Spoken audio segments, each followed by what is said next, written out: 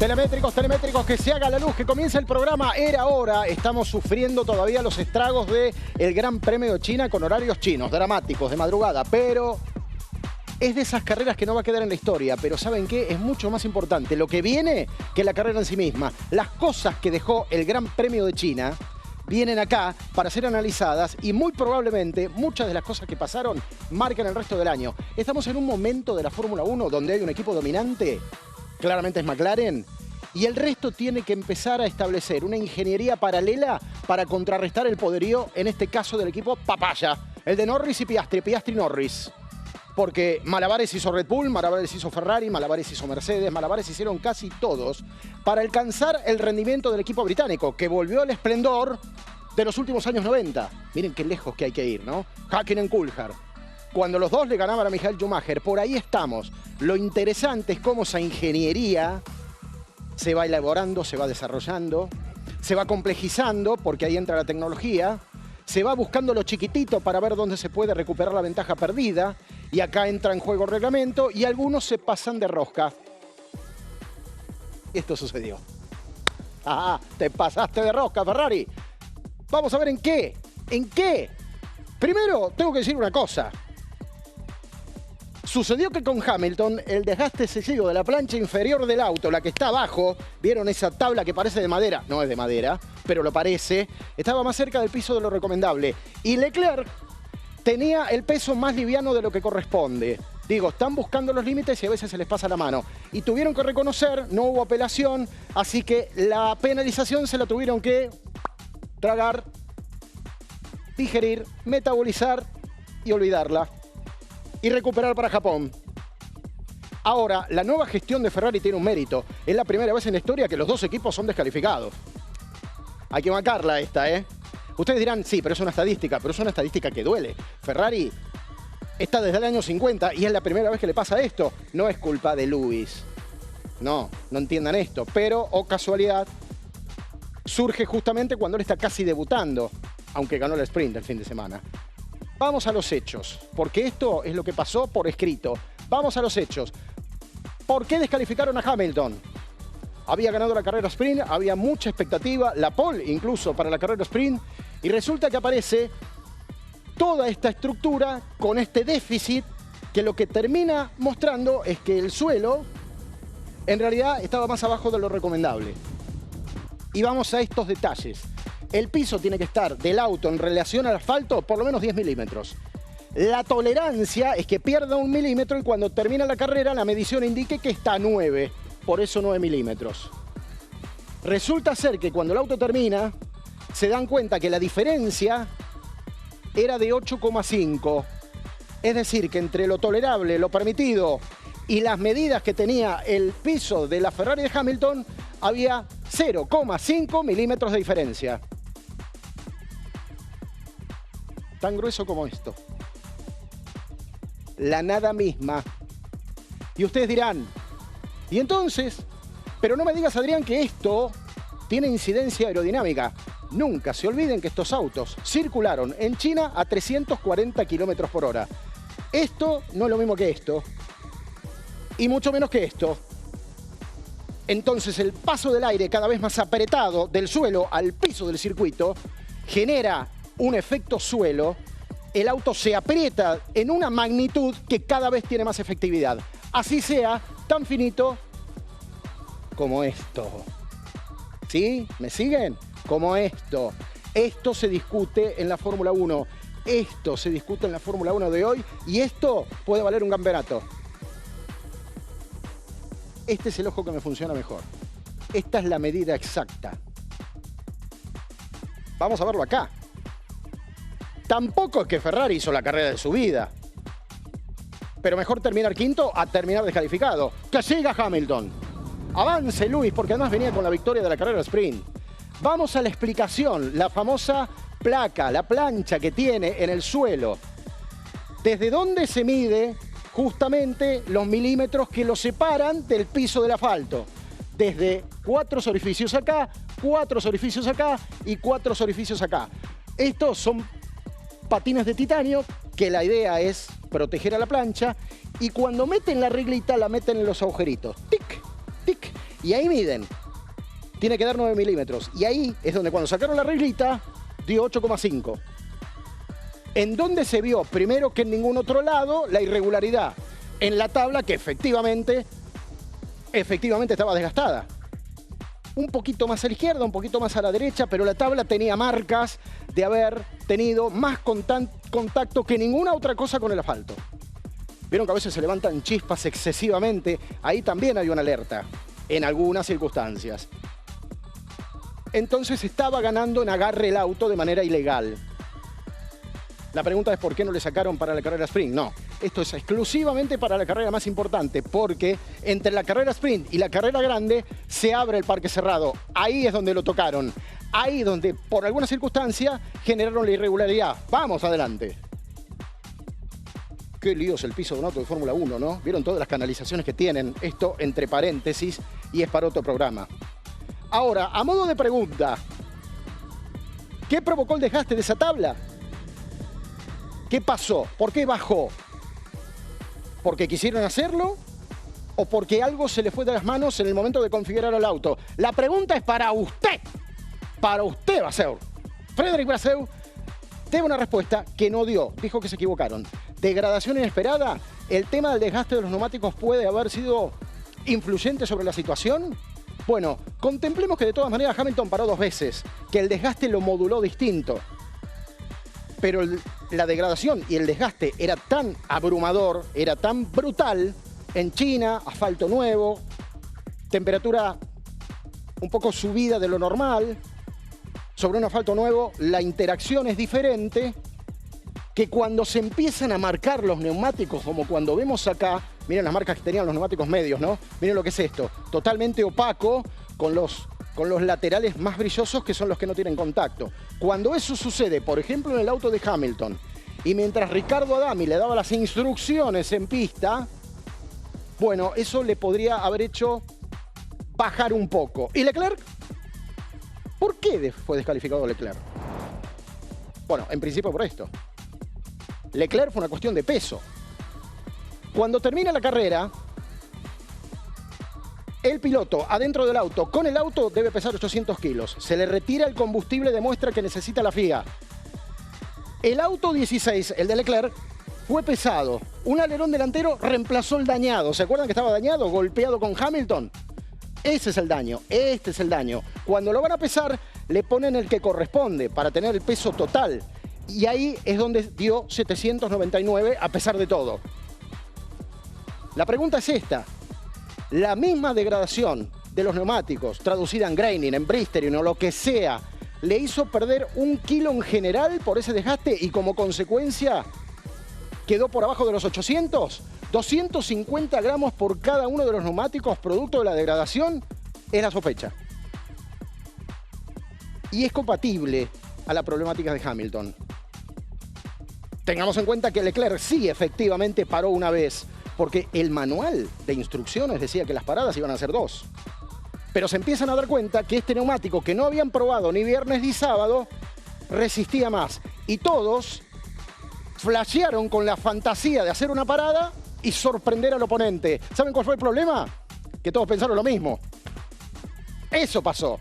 Entonces todos se jugaron a una parada. Y esa parada generó un desgaste adicional mucho más marcado en Ferrari que en cualquier otra escudería. Entonces, en Maranello, hoy, perdieron 18 puntos. Le quedó solamente lo de la sprint, pero perdieron lo de la carrera. Tampoco era demasiado. Ferrari se hubiese ido a dormir preocupado de todas maneras. ¿Sí?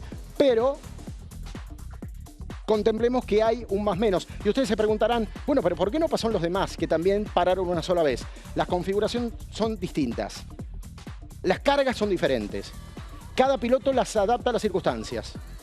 Acá Ferrari compensó demasiado, aplastó demasiado contra el piso y el desgaste se hizo nocivo, básicamente, y masivo en las dos estructuras. Después seguiremos hablando de Ferrari. Antes les quiero contar esto. ¿Sabés que si vas a Shell podés cargarle a tu auto el mismo combustible que impulsa los motores de Ferrari? Sí, el mismo. Shell V-Power es el único combustible utilizado y recomendado por escudería Ferrari HP. ¿Cargamos ahí? ¿Qué decís? ¿Hacemos otra Shell? Sí. somos la de Shelby Power, la que cuida tu auto. La Shell. Y después los puntos son los puntos, ¿no? Porque después de todo este lío que se armó, no solo con Ferrari, sino además con Pierre Gasly, que sufrió lo mismo que Leclerc, miren cómo terminó la carrera, nos fuimos a dormir y apareció otra carrera cuando nos despertamos. Porque esto también pasó. Piastri, Norris, Russell, Verstappen, Leclerc, Hamilton, Ocon, Antonelli, Albon, Bergman. Así habían terminado los 10 primeros que sumaban puntos. Cuando excluyen a Leclerc y excluyen a Hamilton, los dos de Ferrari que estaban en los puntos, los que estaban abajo ganan 2 posiciones. Entonces, pilotos como Ocon, con Antonelli, como Albon, como Bergman, como Stroll y como Sainz, que no tenían en el catálogo sumar un solo punto por lo mal que le fue, especialmente Stroll y a Sainz, terminan sumando 1, 2, 3 y hasta 4 unidades según las circunstancias. Alegría por demás para equipos como Haas, porque termina sumando con los dos. Para equipos como Williams, que tampoco estaba en el borrador que sumara con los dos, solo había sumado Albon y resulta ser que se mete Carlos Sainz, a pesar de que está enojado con el auto, no lo está encontrando, le está costando un montón. Pero quedó claro, ¿no? Así terminó. En los papeles. Y después en los escritorios se cambió absolutamente todo. Y algunos inesperadamente sumaron puntos. Ahora, Ferrari, más allá del problema reglamentario que tuvo una carrera. Por eso yo les decía, no se podían ir a dormir tranquilos más allá de la penalización, porque pasaron cosas. Y que la carrera empiece y otra vez, como sucediera en Australia, que se vuelvan a tocar, realmente, chicos, en serio, se les paga mucha plata. Yo entiendo. Son un montón de kilómetros en juego en ese momento, llegan a una frenada demencial, pero los únicos que se tocan son ustedes. Y lo que mal empieza, lo aprendimos la semana pasada, mal termina y terminó horrible. Hamilton sale quinto con neumáticos medios, ¿se acuerdan? Los medios eran los seguros porque con esos medios se habían trabajado prácticamente todos. Leclerc sale sexto y también va con los medios con la intención de llevarlo promedio 12-14 giros e ir observando según las circunstancias. Acá lo tenemos a Leclerc. Esta era la largada, curva número 1, conectada con la 2 y en la bajada, 7 metros para abajo, la número 3. Y cuando baja se tocan. Leclerc lo toca Hamilton atrás. Primera alerta. ¿Pinchó Hamilton después de ese contacto? Alguien le dijo. Viene su compañero de equipo.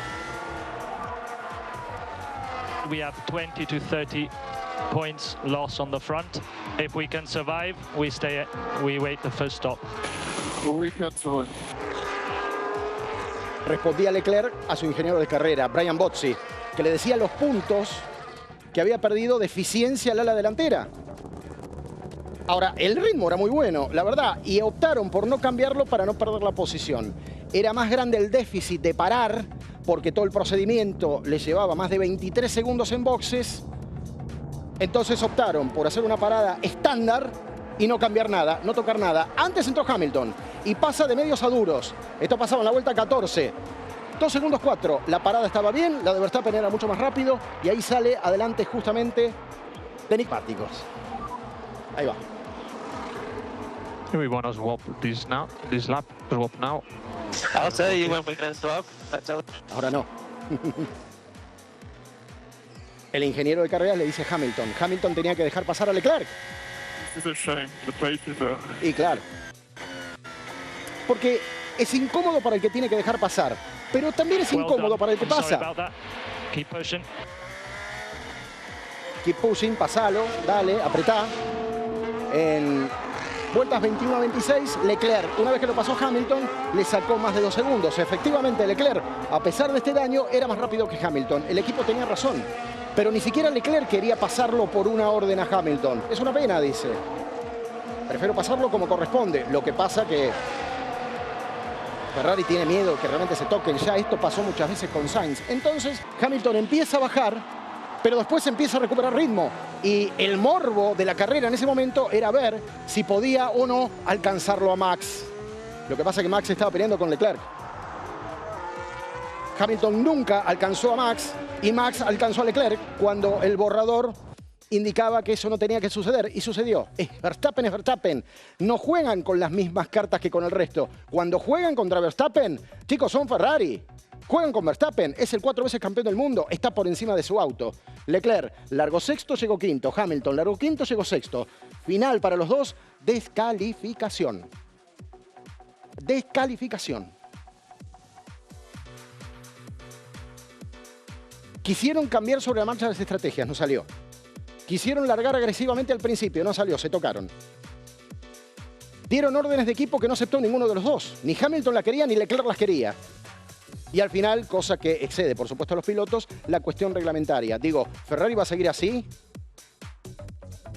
Che, en serio, son decisiones ya, ¿eh? No se trata de si el auto es bueno o malo, son decisiones. Las decisiones que tomaron son todas malas. McLaren ya se escapa, 78, Mercedes 57, Red Bull 36 y Ferrari ya está en otra película. Williams está en el mismo nivel que Ferrari. Hoy, ¿quién hubiese pensado esto?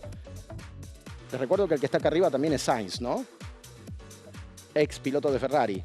Es todo incómodo. Son 2 carreras, es cierto, está bien. Pero ¿ustedes creen que con esto hay alguien tranquilo? Y no hay nadie que esté demasiado tranquilo. Ferrari tiene que recuperarse en Suzuka. Un circuito más previsible, un circuito extraordinario, de los clásicos, de los más veloces. Ferrari tiene pasado y puede tener presente. Pero hay que dar vuelta rápido a la página. ¿Es mucho pedir? Hay 1 semana y media en el medio de trabajo. Maranello, prende la factoría, abrí el túnel de viento y fíjate. Si vas a jugar, jugá seguro. Sportbet es una plataforma 100% legal y autorizada en Provincia de Buenos Aires, diseñada para brindarte la mejor experiencia en apuestas deportivas y casino online. Disfrutá del entretenimiento con la tranquilidad de un sitio confiable. Regístrate ahora en Sportsbet y triplica tu primera carga. Para allá. ¿Te animás a hacer historia? Sportbet llega para transformar la manera de jugar. Triplicá tu primera jugada y viví la emoción del deporte. Sportbet, magia en cada jugada.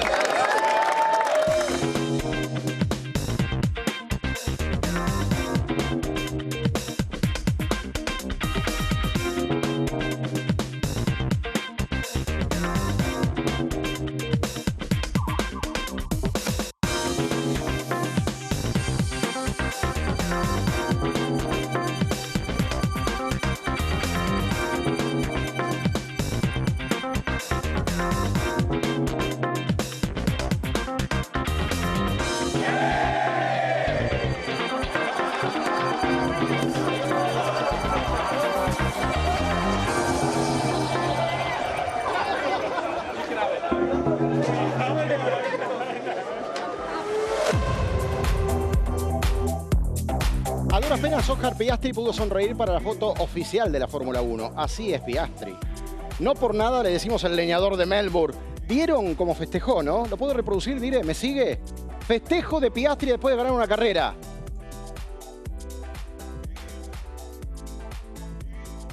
Pero en el fondo, ¿saben qué? Me gusta. Porque para él ganar una carrera no significa nada.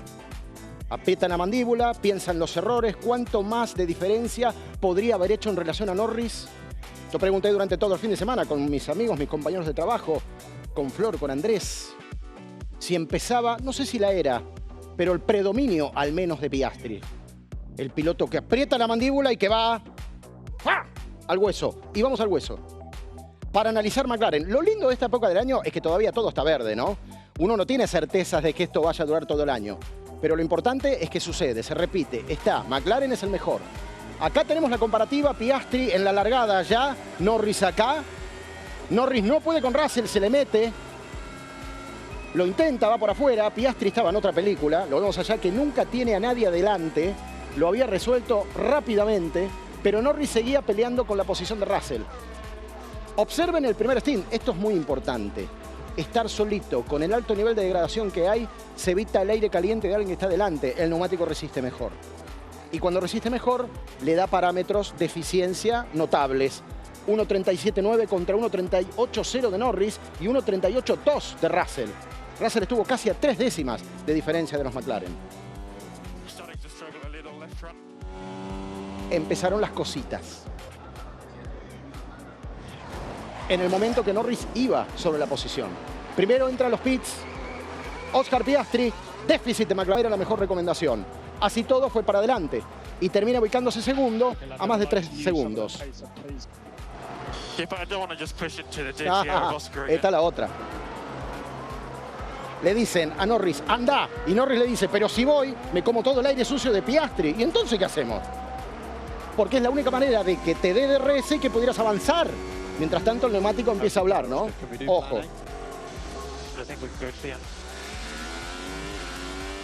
Plan A.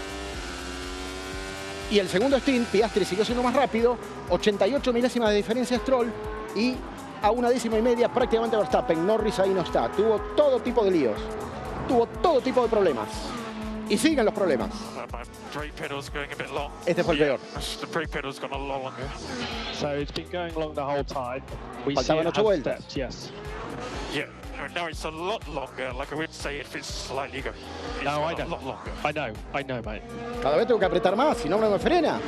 Entonces, le decía Will Joseph, tal vez estamos hablando de un ataque abierto. ¿Qué demuestra esto? Que en la vuelta 53, Norris alcanzó 3.16 antes de la frenada de la curva 14. Que 3 vueltas más tarde llegó a 3.12 antes de frenar en esa misma curva 14. Y que en todas las curvas del circuito, en ese periodo, disminuyó su velocidad cuando empezó a avisar del problema de los frenos. O sea, obviamente manejó en condiciones absolutamente irregulares. ¿Y qué pasó con el freno? Que utilizó menos el pedal, tratando de equilibrar todo lo que estaba pasando, cambió la marcha, vuelta 53, o mejor dicho 56, que era la última, frena más de 120 metros antes de la curva 14, en comparación con la vuelta 53, donde se jugaba más. ¿Dónde se ve esto? Espere, diré. Se ve acá. Se ve acá. ¿Cómo se jugaba? A ver. Vuelta 56 es naranja, liñita naranja. Vuelta 53 es liñita blanca. La vuelta 53, la frenada de Lando viene mucho más para acá. Es decir, era mucho más agresiva. La liñita naranja nos muestra que sobre el final de la carrera la frenada era mucho más allá, porque necesitaba de todo este recorrido para regular el freno. ¿Se entienden los dibujitos? Entonces, en esta condición terminó la carrera y en esta condición se le vino Russell encima. Y eso es un problema. Y todos nos estamos preguntando lo mismo. ¿Y si no hubiese sido por esto? Esos problemas de McLaren. ¿Le hubiese permitido Zak Brown atacar a Norris la posición de Piastri? Estoy seguro que no, por lo menos ahora. McLaren está en un momento de un pacto donde el que llega primero a la primera curva cuando comienza la carrera, así terminan, salvo situaciones excepcionales. Esto es lo que está modulando ahora. Más adelante no sé, porque en algún momento va a aparecer el gris. Ha pasado más veces que lo que rueda una pelota en un partido de fútbol en la Fórmula 1.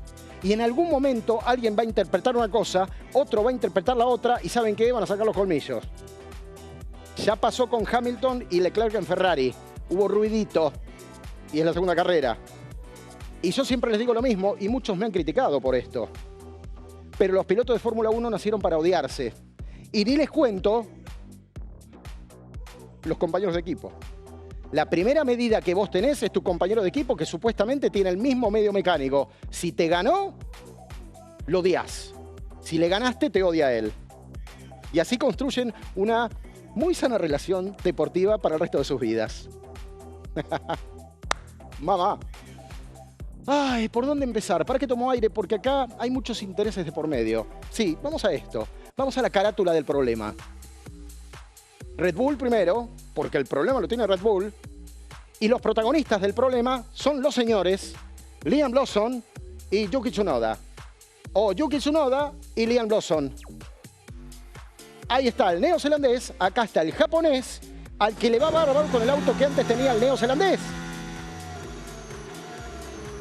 Vamos a ver el fin de semana. Lawson venía con ya 12 carreras de Fórmula 1. De rookie le queda poco, pero este circuito tampoco lo conocía demasiado. Se va en la curva número 3. Esto es el primer y único entrenamiento que tuvo el fin de semana, porque después todo fue fin de semana sprint. Miren cómo terminaba la leca, un dolor de cabeza, porque eso pegan las piedritas en el piso y te rompe todo. Las posiciones en la libre 1, Tsunoda 10º, Lawson en rojo 18.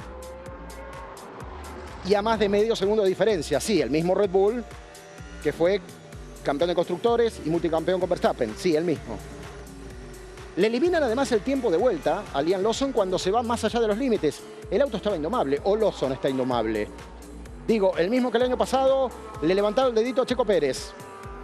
En la clasificación sprint, cuando ir dentro de los límites es vital, si no la vuelta se te va y no tenés más chances. Yuki, a todo esto, llegó hasta la clasificación número 3 de la carrera sprint. Estaba peleando otra liga con los Verstappen, con los Hamilton, con los Leclerc, con los Norris, con los Russell. Y se acomodaba en el 9º lugar. Lawson eliminado en la sprint Q1, en la clasificación 1 para la carrera sprint, y Tsunoda que seguía en carrera desde el 8º lugar. Después viene en sí la carrera, porque acá había una evaluación adicional. La competencia antes de la carrera grande. Primer contacto con Duhan. ¡Ay, se tocaron Duhan y Lawson! No piensen. No, ¿por qué se le fue la cabeza para Colapinto? ¿Cómo son ustedes, Son bravos, No me dejan terminar. La cuestión es que Duhan se va más allá de los límites y Lawson protagonizaba este contacto. Además, Bortoleto casi le toca el pontón al piloto de Sauber. Algunas cosas son propias de la rigidez con la que compiten, ¿no? Y es un duro Lawson. P14, P6 en la comparativa de la carrera sprint, otra vez ganando ampliamente Yuki Tsunoda. Doble corrección, curva 2 y 3, quali 1 ya para la carrera. Clasificación 1, otra vez. Totalmente desencontrado con el primer sector. Miren la lupa de telemétrico, que va, que se acomoda. Acá parece ir más o menos acomodado, pero cuando llega a la curva empiezan los manotazos. Se va en la número 13 durante la quali 3. Este Yuki, posiblemente uno de los momentos de más tensión que vivió el japonés a lo largo de la clasificación. P20, posición 20, P9, posición 9 para Tsunoda. Vuelve a ganar porque la sustentabilidad la había perdido por completo.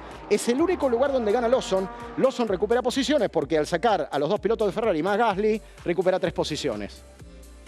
Nada que tenga que ver con el mérito de Lawson. ¿Se entendió el fin de semana? Tsunoda a Lawson le dio para que tenga y para que guarde. Hablando mal y pronto. Y solamente Lawson encontró más o menos una sonrisa sobre el final producto de las descalificaciones. ¿Cuál es el rumor? Y sí, todos lo estamos pensando lo mismo. Y posiblemente sigue para Japón. El enroque. Tsunoda a Red Bull, Lawson degradado otra vez a Racing Bulls. Ahora seguimos con el tema. Antes quiero decirles esto. El análisis de las radios de Ferrari en Australia es presentado por YPF Infinia. Infinia Turbo Clean, tu tanque lleno de potencia.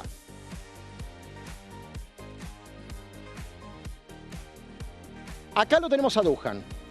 Sumemos también la otra parte de los pilotos que están al límite de la preocupación. Y Duhan es uno de ellos, porque además iba a terminar con doble penalización en una jornada. Primero este contacto con Bortoleto. Curva 14, se lo lleva puesto Hülkenberg. Por esta razón termina penalizado. Le dan 10 segundos y le sacan 2 puntos de la superlicencia. Ustedes saben que tienen 12 puntos. Cuando consumen esos 12 puntos, quedan excluidos de una carrera. Por ahora le quedan 10 de vida. Ahí viene otra vez el contacto. No hay manera de justificarlo a Duhan. Se jugó, metió el auto mal y antes de superar más de la mitad del auto, lamentablemente, sucede esto. Se jugó por adentro, no sería la única vez que lo iba a hacer Duhan, pero le salió horrible. no somos el palazo de Australia, ¿no? En la lluvia, donde prácticamente no pudo largar. Está complicado, ¿eh? Jack. Chao, chao. Chao.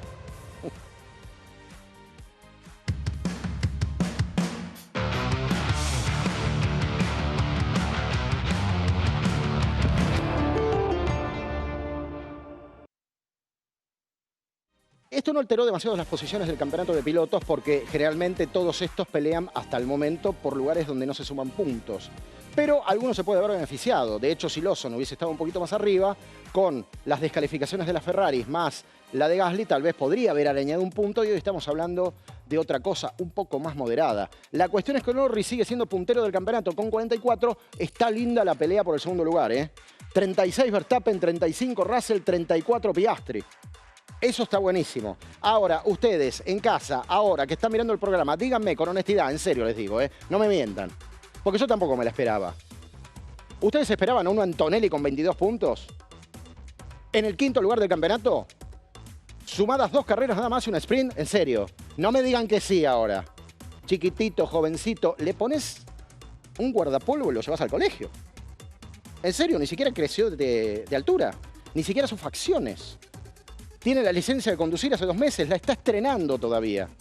Después Albon, después Ocon, después Stroll y las Ferraris que se quedan con lo que les quedó, porque las descalificaron. Auspicia este segmento Sportbet. Entrá a Sportsbet y sentí la emoción en cada jugada. El futuro del juego ya está acá. Sportsbet. Apuestas deportivas y casino como nunca viste. Triplica tu primera jugada. Sportsbet. Magia en cada jugada.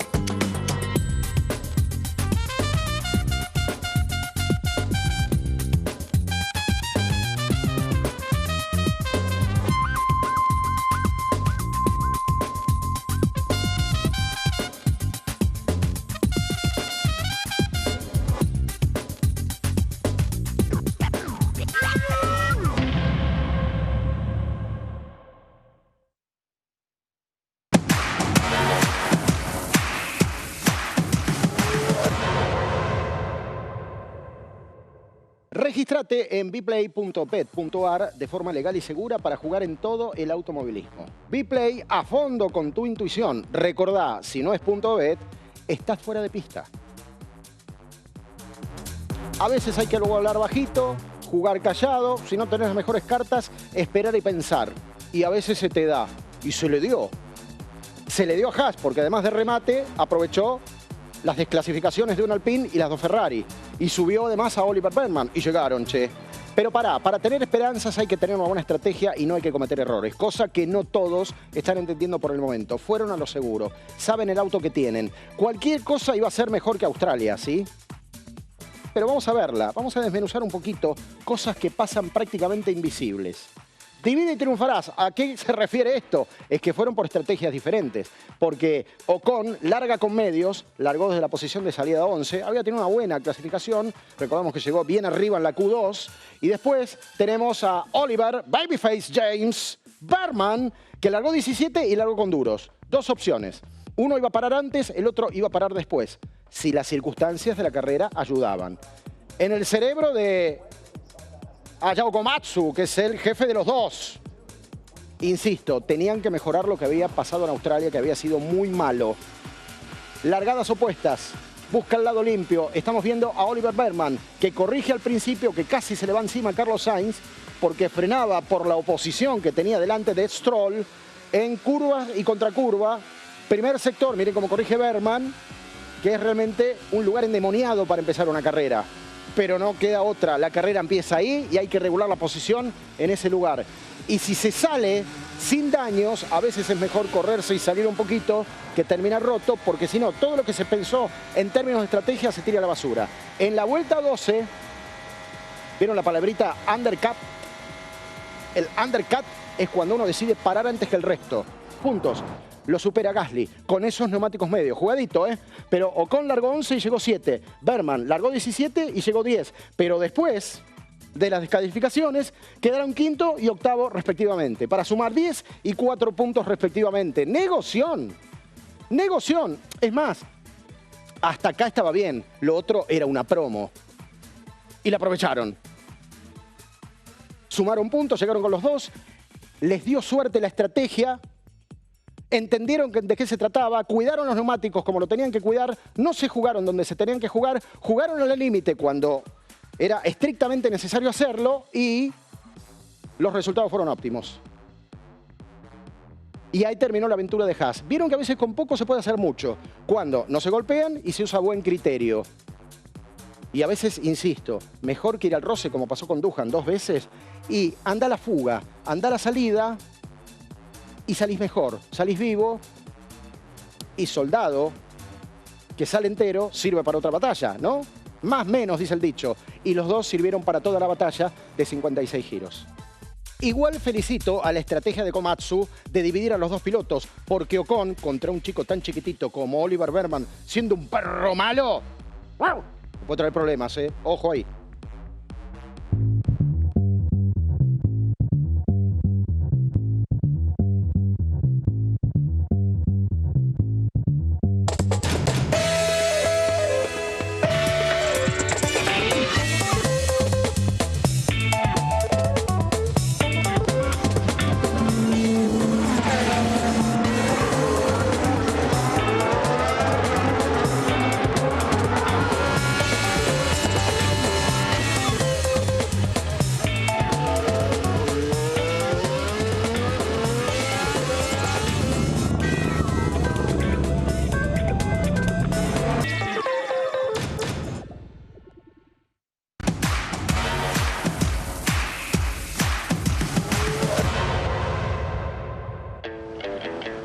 La historia del Gran Premio de China empezaba el viernes, ustedes lo saben, con un único entrenamiento libre.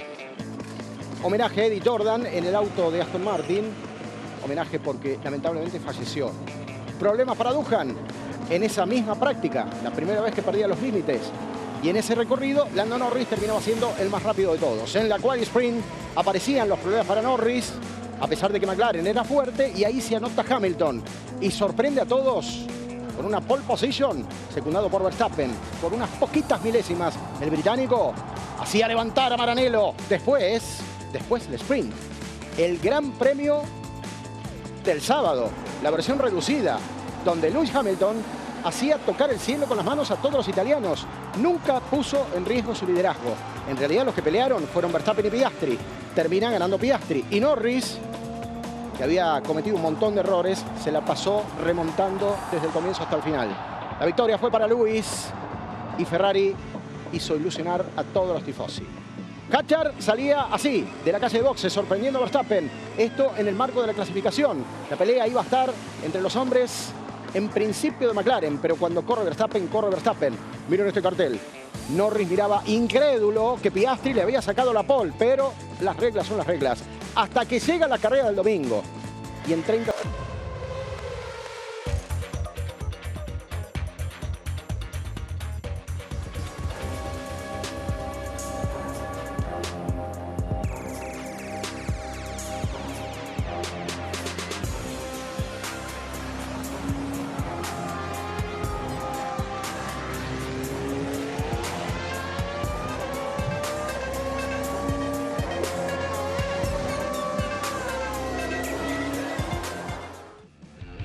Mundo Tour, la agencia especializada en experiencias de Fórmula 1, te lleva a disfrutar del Gran Premio de Brasil. Del 6 al 9 de noviembre viviremos la experiencia Fórmula 1 en el circuito de Interlagos en San Pablo. Sumate a la salida grupal en un vuelo charter que incluye entradas al circuito, los 3 días, alojamiento, traslados, cena de bienvenida y mi charla. Sorteos y sorpresas. Ingresá a mundotour.com.ar y copemos Brasil junto a la hinchada argentina de la Fórmula 1.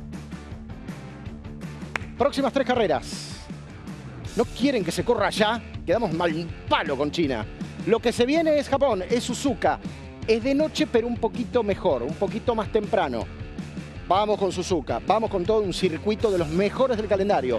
Después, el 13 de abril, se viene Bahrein, parte de la 4ª fecha, y después se viene el velocísimo Arabia Saudita. Esto será el 20 de abril, también versión nocturna. Nos quedan 2 carreras nocturnas y 1 a la vieja usanza. Se corre de día, por fin. Vamos a ver qué pasa en esas circunstancias. Son las próximas 3 carreras del Campeonato del Mundo.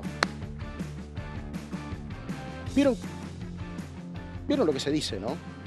Y yo repito solamente lo que se dice, que tal vez en toda la madeja de movimientos que hace el equipo Red Bull pueda llegar Franco Colapinto a sacar tajada y en una de esas lo tenemos otra vez en la Fórmula 1. Miren, yo no sé si Franco Colapinto va a terminar corriendo o no va a terminar corriendo. Por las dudas, yo me pongo a tono. Franco le enseñó a su piloto chino, que lo llevó todo el tiempo al circuito, esto. Hay que modernizarse y hay que argentinizar la Fórmula 1 por las dudas. A ver si Franco viene y nosotros no nos aprendemos la letra de Lucra. Para Pedro y para Felipe, telemétricos de sangre. ¡Vamos, nene! Volvé, Franquito, te estamos esperando.